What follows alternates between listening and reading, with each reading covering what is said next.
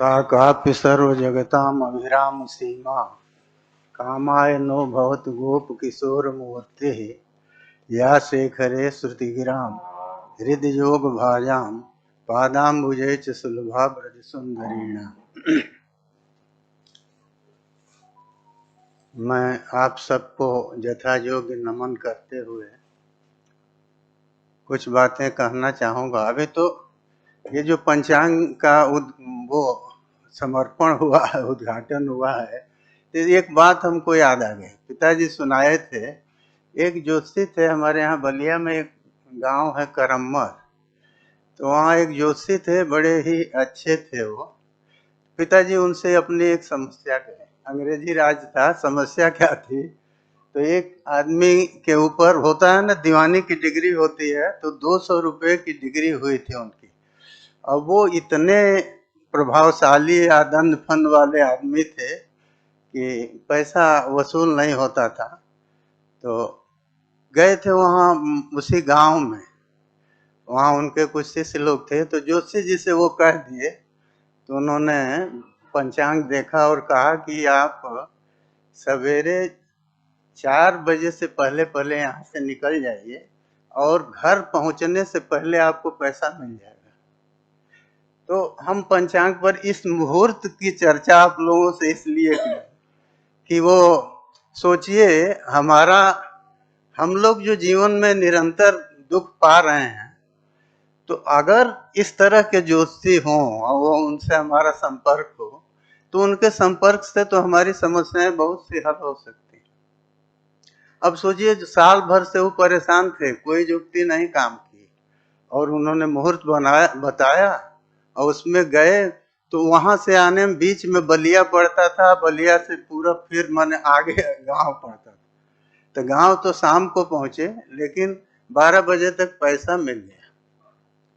अब वो कैसे मिला वो ठीक है, लेकिन सारी योजना हो के पैसा मिल गया। तो ज्योतिषी इस तरह के हों तो क्या पूछना है।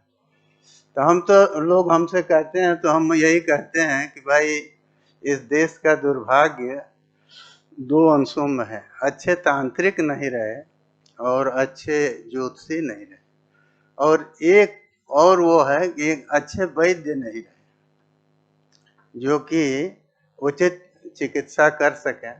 तो ऐसे लोग अब कम हो गए या नाम मात्र के हैं। तो हम आप लोगों ने सब कुछ सुना, शुक्ल जी के की सारस्वत महिमा और सब कुछ सुना। 2 विद्वानों का, शुक्ल जी भी थे और एक विद्वान और थे, तो नाम हम नहीं लेना चाहते। समृन्मय बीत हिरणमयत्वात्, इसी पर वो कहें कि मृण्मय होगा, ये कहें कि मृण्मय होगा। अब ये जो है, ये विवाह तो क्यों नहीं होगा, तो ये कहते थे कि नहीं, वो है अनुनासिक होगा, पर सवर्ण होगा, फिर वो असिद्ध रहेगा, इसलिए ऋण तो नहीं होगा। तो ये बात अब फिर पहुंची गुरु जी के यहाँ, प्राचीन गुरु जी त्रिपाठी जी के यहाँ। तो उन्होंने कहा कि नहीं, ठीक कह रहे हैं, असिद्धि होने से ऋण तो नहीं होगा, इसको ऋण तो शास्त्र विधायक जो सूत्र हैं उनको वो न दिखाई नहीं देगा। तो इस तरह की चीजें काशी में तो ये सब हुआ करता था, यही खेल था। आज की तरह वार्तालाप के अन्य प्रसंग नहीं होते थे। तो ये इसलिए सुनाए कि मैंने कितनी सूक्ष्म प्रवृत्ति शास्त्र में है।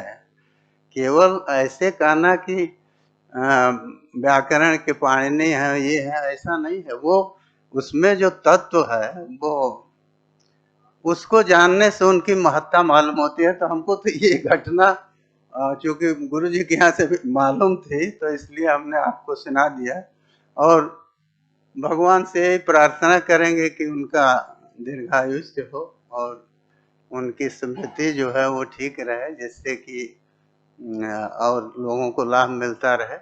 देखिए, वो आता है ना कि संत सदानुगंतव्या यद्यपि उपदिशन्तिनो जाहि स्वैर कथास्तेषाम् उपदेशा भवन्ति। तो स्वैर कथा भी जब उपदेश हो सकती है, तो और तो कुछ कहना ही नहीं।